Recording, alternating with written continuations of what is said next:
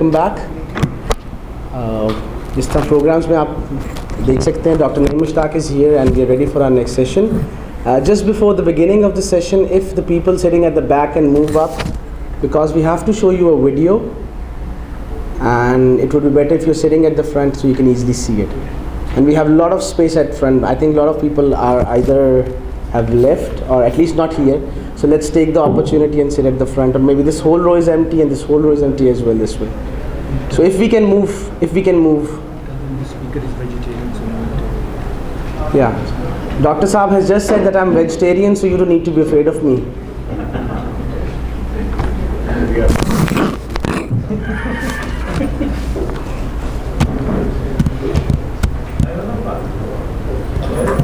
Thank you.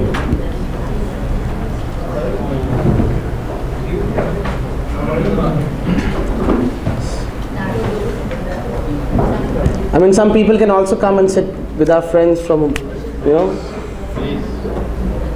at the front, and that's no problem. आ जाइए, आप भी आ जाइए.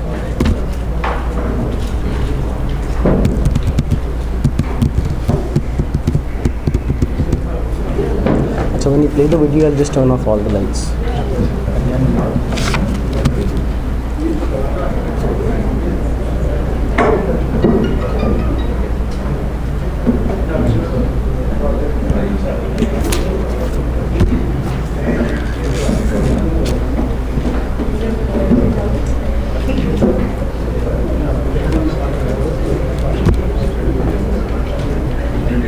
Okay, I think we are settled now. So shall we begin? Just before beginning this session, I would like to introduce Dr. Nईम Mushtaq. Dr. Nईम Mushtaq is a young, age-wise, young PhD in comparative religion study, and his interest is, most of his interest is in Islam and Christianity, and he wrote a very nice book on interfaith dialogue. And we met him in 2009, which was an activity organized by the Diocese on Interfaith Dialogue, and we met him in Christian Studies Center. And that was the moment that we got hooked up to his sessions. And he's one of those handful of PhDs whom we really understand. Even people like me can understand what he's saying. And I was amazed when I was reading his introduction that he has written over 30 books now. And you can find a lot of his lectures on YouTube. And you can download his books from scribd.com, but scribd is spelled is SCRIBD.com, and you can download the books from there. And also you can find him on Facebook. And I think it will be a very interesting session because we'll be talking about the present situation of Pakistan. And we have asked Dr. Saab to be interactive, and I think he will be using other facilities as well, videos. So I think it will be an interesting session. And not only for our friends from abroad, but I think for the people of Pakistan, it will be interesting as well. So I would like to welcome Dr. Nईम Mushtaq, and I think we should give him a hand of applause.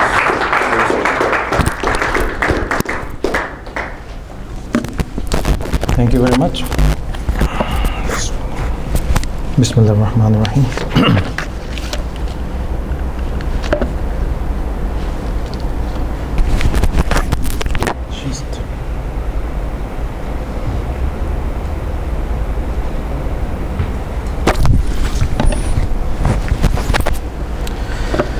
Okay, thank you very much. I was told that I have to deliver a presentation on the situation of Pakistan, what is going on in Pakistan right now, and what are expectations from Pakistani government or from Pakistani people. I'd like to know that what would you like to hear today? Theoretical bookish knowledge or very painful hard realities? What are your expectations? If you could, 2 or 3 of you could let me know. Hard realities? Okay, lovely, both. The mixed combination is always good. So what I have decided that keeping the time in my mind, I'll be briefly discussing the religious extremism and terrorism, the roots, what are the roots. Then I'll move to liberal or secular extremism and terrorism.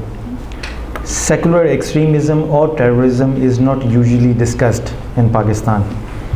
It's not discussed in media, it's not discussed in the political gatherings, and it's not discussed in the religious gathering. But I like to point out that one of our problem, or one of the problem of Pakistan, is not only the religious extremism but also the liberal extremism. And the third, a brief discussion on political support to banned extremist and terrorist organization. I mean, sometimes politics is not the solution to our problem. They are the part of the problem. And I like to throw some light on that. First of all, let's start with the religious extremism.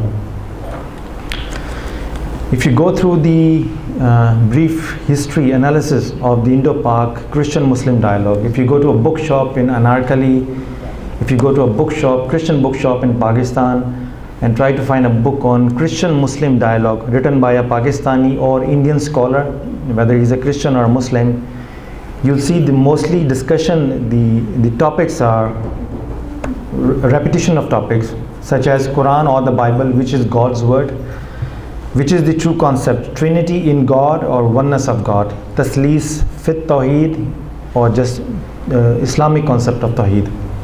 Is Jesus God or not?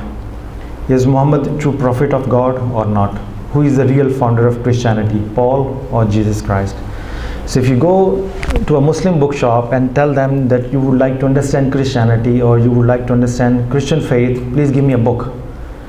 And the book will have these kind of topics. It will try to make you a more strong believer in Islam by rejecting the Christian faith or by analyzing critically, and sometimes very critically in a negative sense, that why you should not be a Christian and you should be a Muslim. And same approach you will find in Christian books written by traditional Christian authors who were Muslims and they converted to Christianity, or they were from this land. So they have a specific mindset, and they wrote the books with this mindset, is to prove why Christianity is a true religion and Islam is not. So, but when you go and find a book on interfaith dialogue, I'm talking about polemics, but nowadays the term Mukalma Bainul Mazahib, interfaith dialogue, has the same meaning now. They are discussing the same thing by changing the title. And I'll give you, and if you look at the books written on these topics, you will find certain attitudes in all books. And what are those attitudes? Number one, we are right and they are wrong. We are superior and they are inferior. Our intentions are right and theirs wrong. We are peacemakers and they are terrorists. We are believers and they are disbelievers. We are civilized and they are uncivilized. We are solution providers and they are troublemakers. We are victims and they are responsible. You will find this attitude dominating books written by Christian authors or Muslim authors. They assume that we are on the right path and we will be saved on the day of judgment. We'll go to heaven and they are going to hell. So we need to save them. They have already decided who is going to hell or who is going to heaven. Now, books written with this kind of attitude, normally in Islamic theology and in Christian theology, as I'll discuss later, is known as religious extremism. This is not Christian faith. This is not the basis of Christian faith. This is not the basis of Islamic faith either. This is something else, which we promote as Christian theology, Christian faith, or Muslim theology as a Muslim faith. And I'll give you the example. Now, this book, this is written by Hazrat Maulana Samiul Haq. He was in Musharraf's political era. He was the Minister for Minorities Welfare, and he is the senator today. He has written a book, Salibi Dehshat Gardi or Alam Islam. In English it would say Christian Terrorism and the World of Islam. Marka Salibo Taliban, the war between Crusade, Cross and Talibans. And you'll see, it's a very interesting book anyway. This is a collection of his interviews given to different journalists in times of Talibanization and in Musharraf political era. Now, the first thing when I look at the title of the book, without reading the book, what impression do you get? Exactly right. What we say as a Muslims, what we say to the Western people when they say that because of sudden terrorism in their communities, Islam is a terrorist religion and Muslims are terrorists. So what is our reply? That terrorism is terrorism, and terrorism has no religion. Islam denies such activities, and we Muslims are peace loving. So when you say Muslims are terrorists and Islam is a terrorist religion, this logic is wrong. This is usually our reply. But when we present Islam to them, we are doing the same thing. If terrorism can be Christian, then terrorism can be Muslim, Islamic. Then terrorism can be Jewish. Then terrorism can be anything. So whatever he is saying is not Islamic, he is doing the same thing. And this is the book. Now on page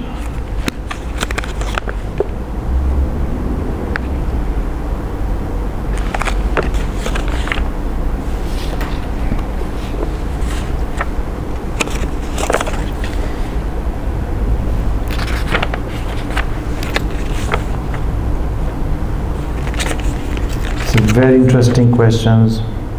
Okay. A question was asked by a Japanese journalist to Maulana Samiul Haq, sir, what is fundamentalism? Can you define fundamentalism? And this is what Maulana Samiul Haq said. I'll repeat the original question in Urdu, then I'll translate it in English. जनाब, बुनियाद परस्ती की आवाज़ America की एक मन घड़त इस्तिलाह है।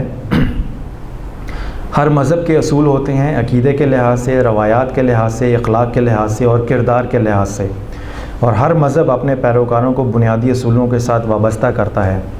कुरान करीम ने और रसूल करीम सल्लल्लाहु अलैहि वसल्लम ने मुसलमानों के लिए इस्लामी तालीमात के ज़रिए इन बुनियादी असूलों से वाबस्तगी ज़रूरी करार दी है, तो अमेरिका इसको बुनियाद परस्ती कह रहा है, हालांकि वो ख़ुद बुनियाद परस्त हैं, जबकि इनका मज़हब हवाओं में है, कोई मुदव्वन और मुरतब कुछ नहीं। लेकिन अब इनका मुहर्रफ दीन ईसाइयत का नाम जुल्म व तासुब और तमाम गैर ईसाइयों के हकूक़ को पामाल करना इनका दीन बन चुका है। तो ये है असल बुनियाद परस्ती। This is the actual quote from the book. Now I have tried my best to translate it.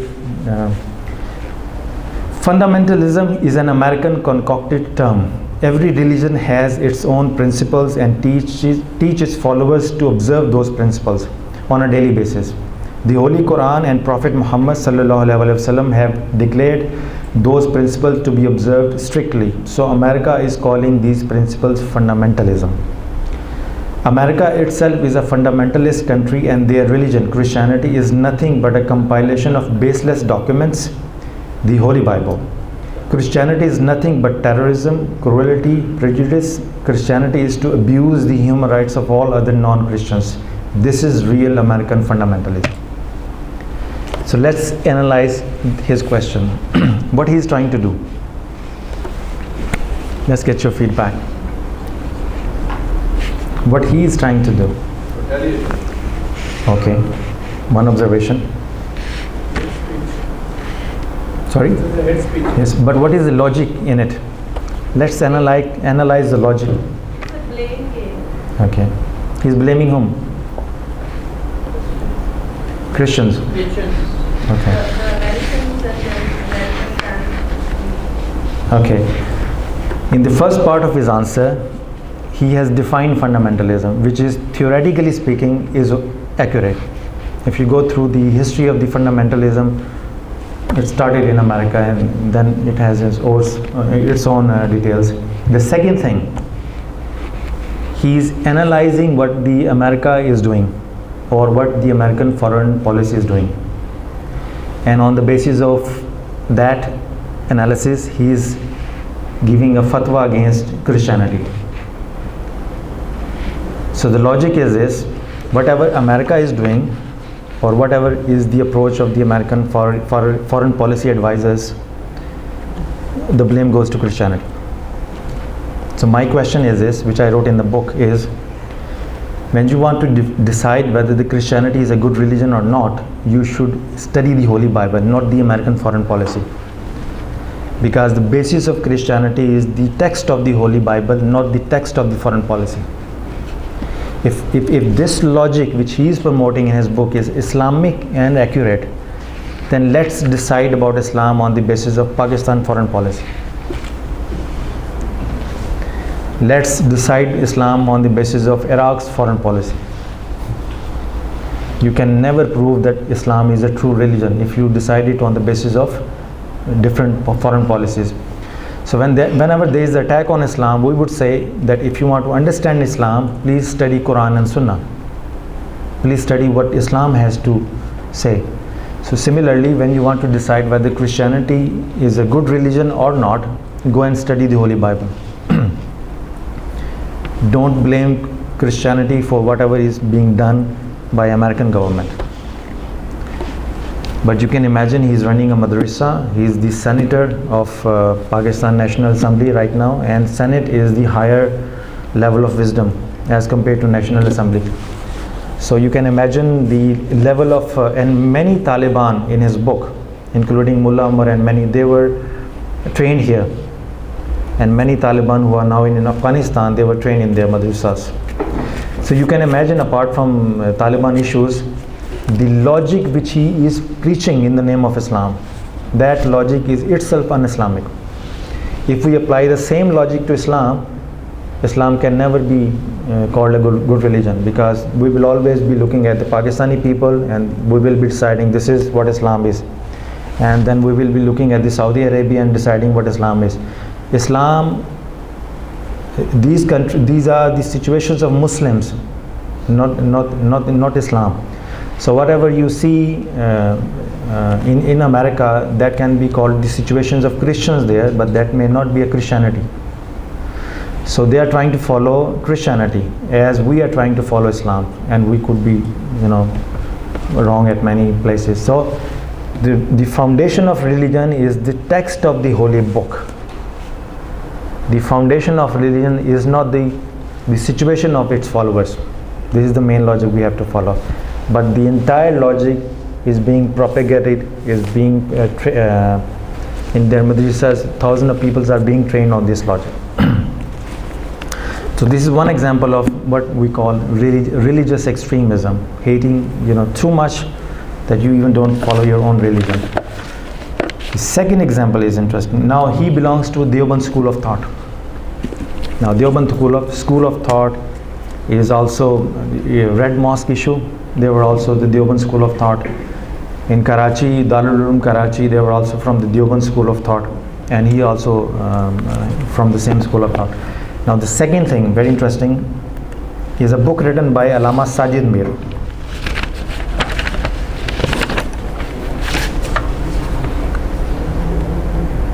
This is the book, and this book has 493 pages. Now, in my Urdu presentation, I have given a detailed introduction of the book, but very briefly speaking here, Allama Sajid Mir says he is from the Wahhabi school of thought, the Saudi Arab state school of thought, and he is the head of Wahhabi movement in Pakistan, funded by Saudi Arabia. So, and he has written a book, and this book is regarded as the highly authentic book, which sometimes this is being taught in this International Islamic University, Islamabad, Quaid-e-Azam University, and in Wahhabi school of thought, they regard this book as one of the finest book written on the subject. Now, Professor Sajid Mir says it took him 25 years to write this book, and he has traveled worldwide. He has gone through many Catholic universities. He has gone through the encyclopedias, Christian theology books, and after spending 25 years in research, he has produced these 500 pages. And the conclusion of those 500 pages, whatever he has discovered in the name of research, in the last 5 pages he has written conclusion. So I'll just show you the conclusion, and you'll see the quality of his 25 years spent in research. Now, is in Urdu, these are the actual quotes. हकीकत ये है कि मजहबी पेशवाओं की खराबियाँ अगर महदूद और इनफरादी पैमाना पर हों तो इस कौल की सेहत काबिल तस्लीम हो सकती है, लेकिन जब खराबियाँ हमागीर और इंतहाई शदीद नौयत की हों तो ये लाज़िमन अक़ीदे और मज़हब की बुनियादी ख़राबी पर दलालत करेंगी।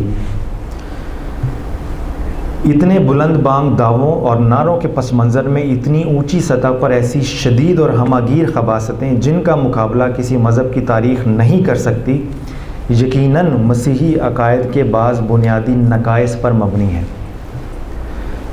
इंदनी हालात ये कहना बिल्कुल दुरुस्त होगा कि पापाओं, राहिबों और दूसरे मसीही पेशवाओं का घिनौना किरदार इनके मजहबी नज़रियात और अकायद ही की बिगाड़ का नतीजा है। You got the conclusion? And in English, if I summarize it, that by looking at the disgraceful acts of popes and priests, he has concluded that Christianity is a wrong religion. So what is the conclusion here? What is the logic? Sorry? That if the followers are wrong, actually the problem lies with religion. In his 25 years research traveling worldwide, his logic is to study and find the evidence of corrupt Christians in Christian communities. If he found a corrupt Christian in UK, he mentioned the case study here. If he found a corrupt Christian bishop who was involved in some sort of sexual scandals, he collected the evidence data and put it here. And in 500 pages, by mentioning all these corrupt Christians, he concluded, look, these are the followers. So their character proves that Christianity is a bad religion. This is the conclusion. So my question, which I analyze in the book, that what you have done, that you have looked at the followers, and on the basis of followers act you have decided about a religion. If this approach is Islamic, and if this approach is right as per your religious standards, then let's apply this approach and logic to Islam. And when you apply this logic to Islam, this is a verse from Surah Baqarah, Surah number 2, verse number 204 and 206. And Allah is saying there are bad Muslims who use religion to spread violence in the society. If Professor Sajid Mir's approach and his conclusion and logic, according to him, if there are bad followers in a religion, that this is simply a proof that the religion itself is wrong. And the Quran is saying that there are bad Muslims in Islam. So if the existence of some bad followers makes the religion wrong, then Islam would be also a wrong religion, because there are bad, wrong Muslims in Islam. So 25 years in, he could not analyze his own logic. And his book is now regarded one of the best, finest produced. And this has been translated. And this was first written in Arabic, funded by Saudi Arabia. And now translations are in French, English. And with the official funding of Saudi Arabia, is now this book is being distributed everywhere in the world, as this is the official representation of the Saudi school of thought. Same thing. Go ahead. There is a hadith of Holy Prophet. There are many hadiths like that. Holy Prophet said, is a hadith by Mishkat and Bukhari, कि एक शख्स की तरफ इशारा करते हुए कहा हुजूर सल्लल्लाहु अलैहि वसल्लम ने कि इसकी नमाज़ें ऐसी होंगी कि उनको कंपेयर करेंगे जब आप अपनी नमाज़ें, तो आपको अपनी नमाज़ें हकीर मालूम होंगी। और एक और हदीस है कि हज़रत अब्दुल्ला बिन उमर से रवायत है कि लोगों पर एक ऐसा ज़माना आएगा कि वो मसाजिद में जमा होंगे और नमाज़ें अदा करेंगे, लेकिन इनमें से कोई एक भी मोमिन नहीं होगा। Holy Prophet said there will be a time when people will perform their prayers in the mosque and none of them will be Muslims, because they are performing their prayers, but in their acts they are terrorists. So if according to the logic of Professor Sajid Mir, if you find bad people in a religion, this simply means that the religion itself is wrong, because these bad people are the production of the theology. And same can be said by for Islam. they are terrorist Muslims because of the theology in Islam. But we don't say that. This logic is only reserved for Christians and Jews, but we cannot apply it to the Islam. So these kind of un-Islamic and stupid logical research work is being produced and spread in the name of Islam. And this is, to me, this is religious extremism. And this is the actual commandment. This is what I would suggest to a student of comparative religion, how to analyze this situation. And this advice is by Imam Ghazali. He said, ये ज़ईफ़ुल अक़ल लोगों की आदत है कि हक़ को लोगों की निस्बत से पहचानते हैं। जिसकी इंटेलेक्ट वीक हो वो ये काम करता है कि पहले लोगों को स्टडी करेगा and then on the basis of that he will decide about the religion. अक्लमंद आदमी हज़रत अमीरुल मोमिनीन अली बिन अबी तालिब की पैरवी करता है। आपने फरमाया कि हक़ और रास्ती आदमियों से नहीं पहचानी जाती, पहले तुम हक़ को पहचानो फिर अहले हक़ को भी पहचान लोगे। तो इमाम Ghazali said, if you want to decide about a religion, try to study the text, the book, the teachings, and then you will see who is a genuine follower and who is not. By studying people, deciding about the religion is a wrong approach. You should study the religion first, and in the lights of teaching, in the light of the text of the Holy Bible, Holy Quran, you will automatically come to the conclusion whether he is a real follower of Jesus Christ or not, whether he is a real follower of Holy Prophet Muhammad or not. Keeping an eye on the people and then on the basis of their actions deciding about the religion is absolutely a wrong approach. And this is not approved in Islam, and this is also not approved in Christianity. An interesting thing is what Maulana Samir Haq and Sajid Mir, what they are telling us, look, they are bad Christians, and that is why Christianity is a bad religion. But when we say go back to the text, so the Jesus will say, not everyone who says to me, Lord, Lord, will enter the kingdom of heaven, but only the one who does the will of my Father who is in heaven. Many will say to me on that day, Lord, Lord, did we not prophesy in your name, and in your name drive out demons, and in your name perform many miracles? Then I will tell them plainly, I never knew you, away from me, you evildoers. Now one of these evildoers, if they met Allama Sajid Mir or Professor Samir Haq, you cannot blame Christ or Christianity for that, because Christ said it in his book. Same, woe to you, teachers of the law and Pharisees, you hypocrites, you travel over land and sea to win a single convert, and when you have succeeded, you make them twice as much a child of hell as you are. So Christ said it, that there will be bad Christians and there will be consequences on the day of judgment. If some of these bad Christians met Allama Sajid Mir or Professor Samir Haq, you cannot blame Christianity for that. This is your own production. This logic is your own production. This is not in the Holy Book. Now, this is a very brief presentation of my at least 2 or 3 hours presentation of what is liberal extremism. Now, you will see if the challenge for you and me to understand liberal extremism, that instead of focusing on the people, let's go back to the original books. If you want to be a good Christian, you don't have to study Islam or study Muslims, you have to study Holy Bible. And if you want to be a good Muslim, you have to study Quran and Sunnah. To become a good Christian, you don't have to reject Islam and Muslims. This is not a part of one of the article of faith. To become a good Christian, you have to believe in what Christ said, and you have to practice what he advised. And same is with Islam. So I think liberal extremism is there when we ignore the original teaching and start focusing on people. And this is where the liberal extremism, religious extremism come into practice. Now, a brief understanding of the liberal extremism and terrorism.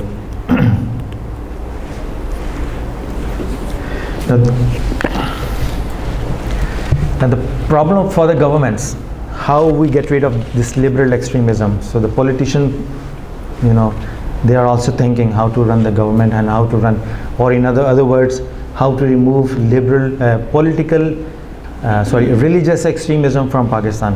What is the solution?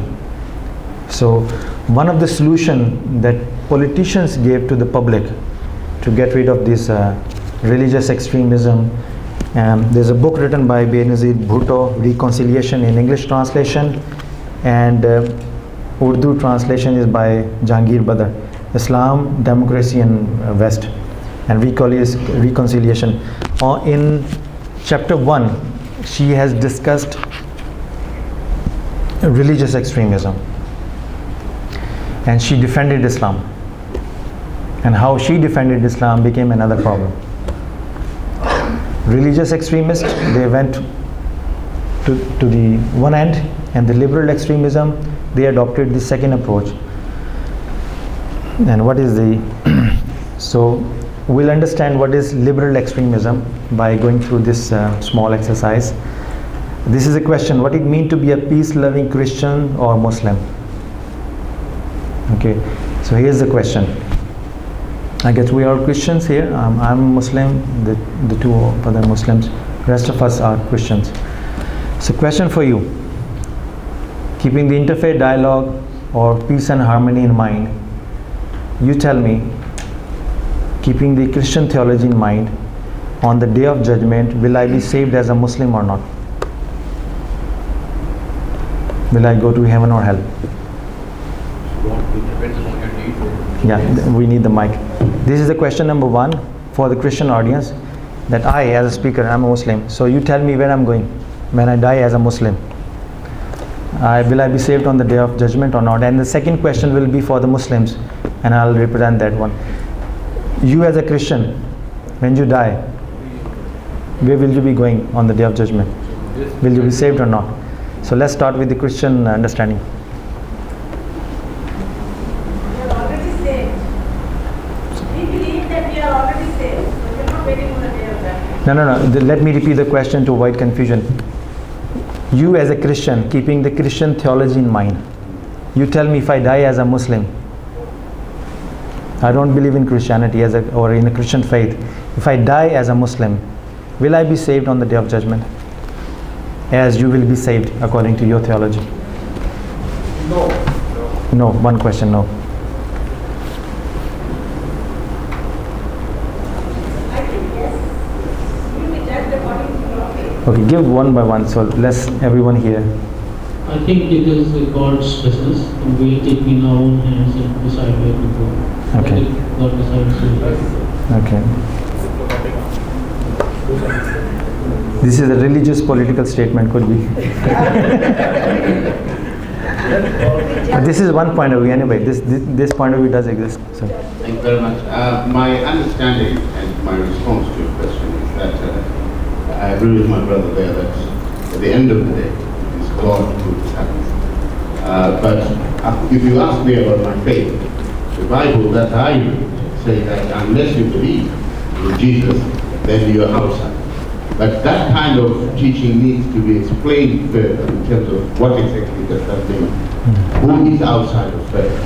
And what defines the person who is outside of faith? And so I wouldn't want really to be hard and fast about it, because otherwise before we get into the extremism. Extremism, exactly. What? Yeah, please. I wouldn't want to answer the question straight away, but I'd like to continue the conversation by saying, are you a good Muslim?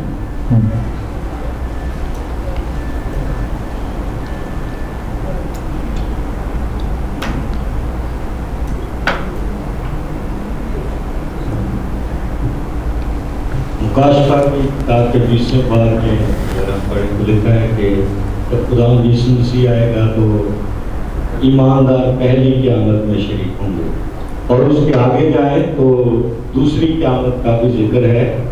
दूसरी क़यामत में तमाम लोग हैं जिनका उनके अमाल के मुताबिक हिसाब होगा। According to the actions, if I okay, needs Just according to your faith. needs okay. और कोई? We'll take one more. You don't have to answer it, just let me know what you think.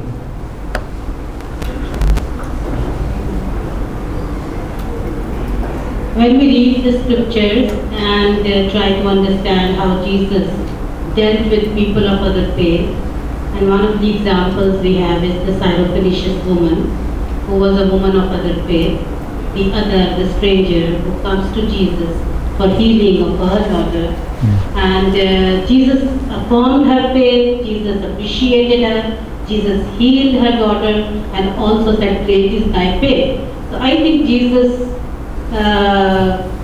affirms people of other faith, and I think that people will be judged according to their acts and the good deeds that they do, and not the way we. So if I am a good Muslim, keeping my... If you are a good Muslim, Will I be you are saved? a good human being, and you do what is expected from God, I think you will be Saved. saved.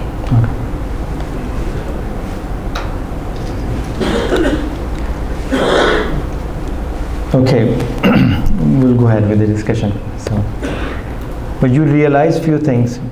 Number one, we are afraid to answer this question directly. We may not hurt feelings, or we may not create some sort of problem in the in the situation may get worse. Theologically speaking, now this is me as a Muslim, but I have read the Christian theology, and you may correct me if I'm wrong. According to the Christian faith, if I don't believe in the Christian faith and I die as a Muslim, this is what is going to happen to me.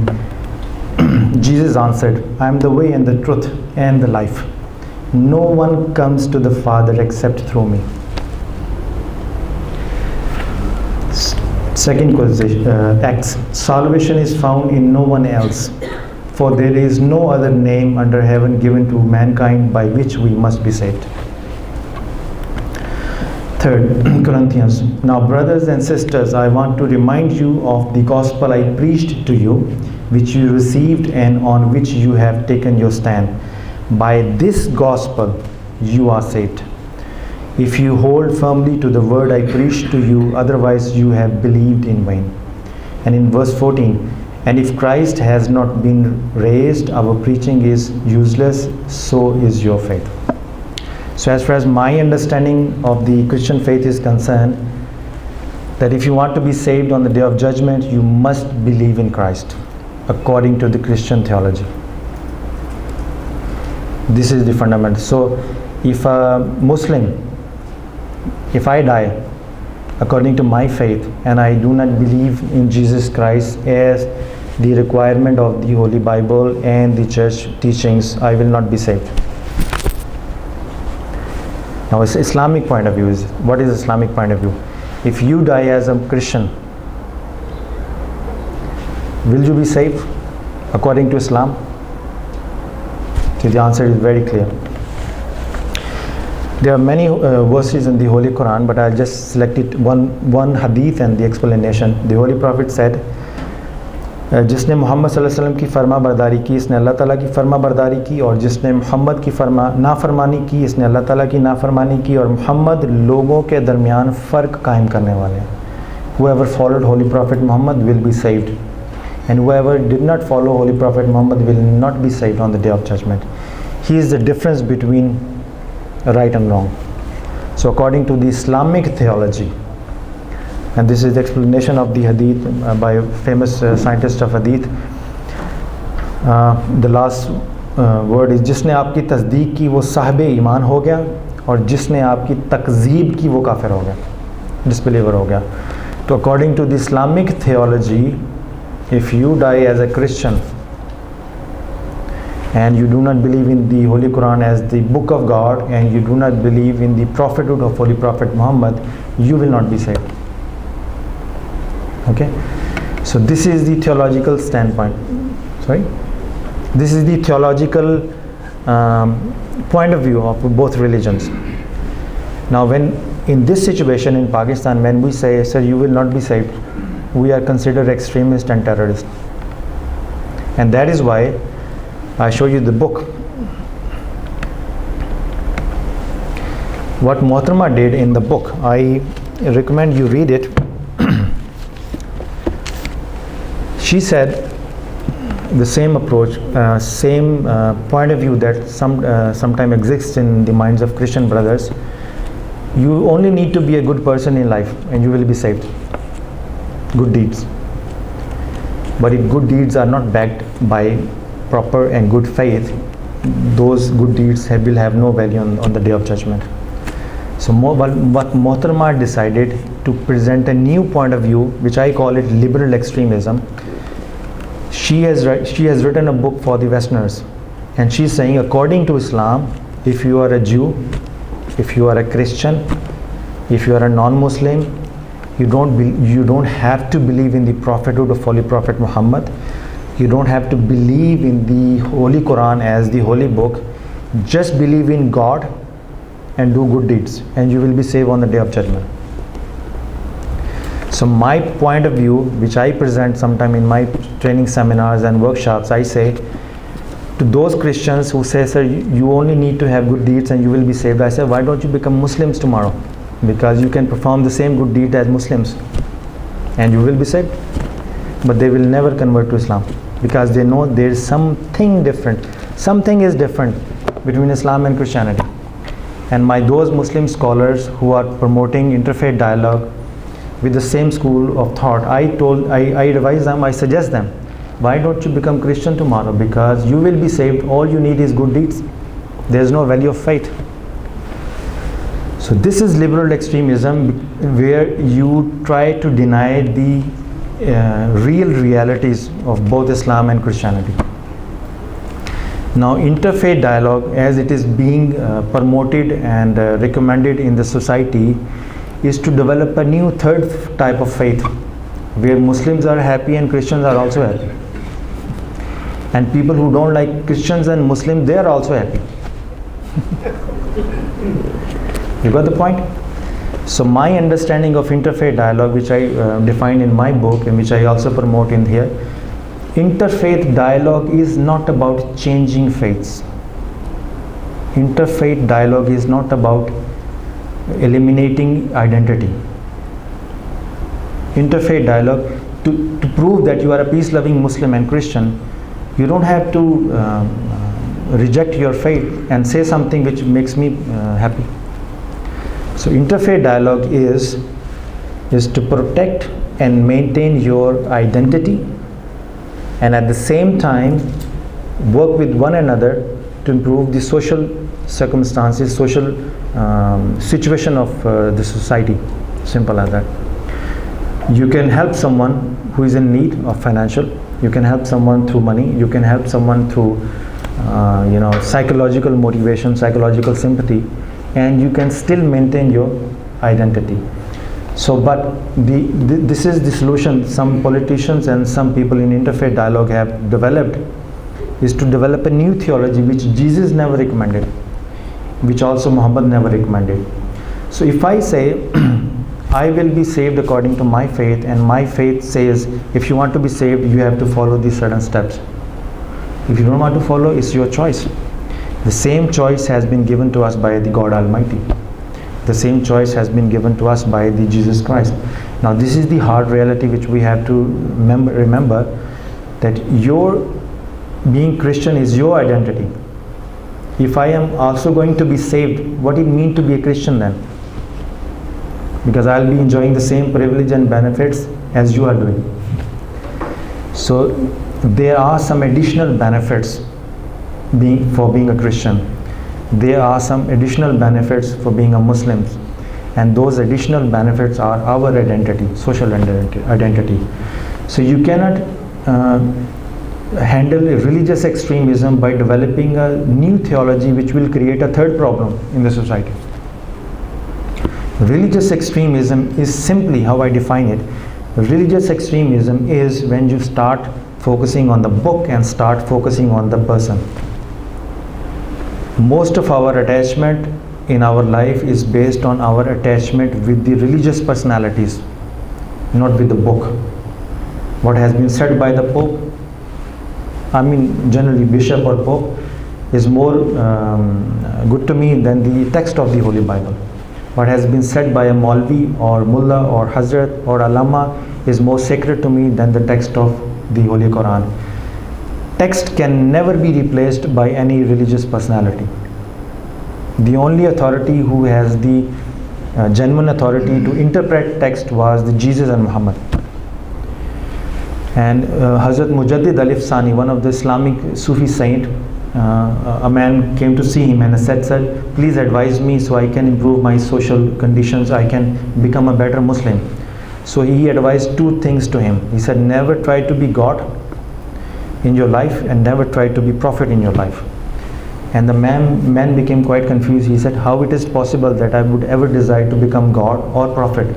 So what it means, please explain. So he said, Mujaddid Alif Sani said, when I said never try to be God, it is the quality, or it is the God himself. Whatever he wishes, it is done. So whatever you wishes, if it is not done, never be disappointed or never be angry. Otherwise you are pretending to be God.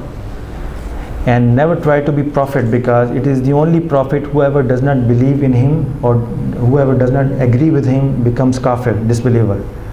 So in your life, if someone does not agree with your point of view, it doesn't mean he is out of Islam or he become disbeliever. You can explain your point of view and he will explain his point of view. So interfaith dialogue, keeping in mind the religious extremism and liberal extremism, is about loving your identity.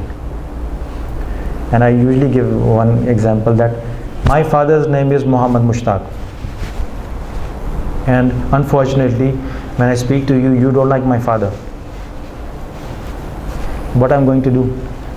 Just to make you happy, I'm going to announce that he is no more my father. So I'll make sure, I cannot deny that identity that I have with me. So if I want to be a good Muslim, if I want to be a good Christian, Christianity is my identity. Christ is my identity. Cross is my identity. I cannot just eliminate them from my faith just to make you happy, just to prove that I'm a peace-loving Christian. This is the wrong definition of a peace-loving Christian. Peace-loving Christian means that whatever my Christ and my Christianity has advised me to become good, I will also make sure you get the benefits of my good deeds. And same meaning is the being a good Muslim. I mean, if you are a good Muslim, your Christian brothers should enjoy your being good. But just to make one another happy, changing the theology is a new third school of thought which has never been approved by Christ and Muhammad itself. So this is what I mean. Apart from protecting ourselves from religious extremism, we also need to keep an eye on liberal extremism. And this is the second problem that we face in Pakistan. And this is what I have redefined interfaith dialogue by keeping the liberal and religious extremism. A true interfaith dialogue, what is interfaith dialogue to me, is about not preaching but sharing. A true dialogue is not about converting but serving. A true interfaith dialogue is not about winning but loving. A true interfaith dialogue is not becoming religious but spiritual. A true interfaith dialogue is not about proving that you are on the right path, but understanding. Try to understand others' point of view. That may give you more strength to become a good person. A true dialogue is not about why, but why not. A true interfaith dialogue is not about confrontation, but cooperation. A true interfaith dialogue is not about fame, but peace. And most important of all, dialogue is not about becoming superior. It is about becoming human. And this is important. The history we read in the name of religion or God is not the history of God itself. It's the history of humans, and we all humans make mistakes. Whatever was done by a certain Muslim scholar or a certain Muslim ruler, we are reading his history. We are not reading the history of Islam. Certain things were done by a Christian pope or church. We are reading their history. We are not reading the history of Christianity or Christ. When we understand the difference between teaching and applications, we will be clear enough to understand where the problem lies. This is the main thing.